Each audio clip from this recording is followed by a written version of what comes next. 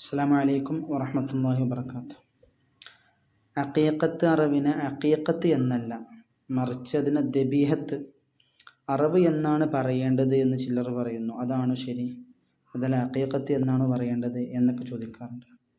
നമുക്കറിയാം, അഖീഖ എന്ന പേര് പ്രസിദ്ധമായിരിക്കുന്ന ഈ അഖീഖത്ത് അറിവ്, ആ വാക്കിൻ്റെ ധാതുവിൽ ഉഖൂഖ് എന്ന് പറഞ്ഞാൽ മാതാപിതാക്കളെ വെറുപ്പിക്കൽ എന്നത് ഉള്ളത് കൊണ്ട്, അതൊരു അവലക്ഷണം പറയാനിടയുള്ളത് കൊണ്ടും അഖീഖത്ത് എന്ന് പറയാതെ വെറും ദബീഹത്ത് അറിവ് എന്ന് മാത്രം എന്താവുക പറയാം.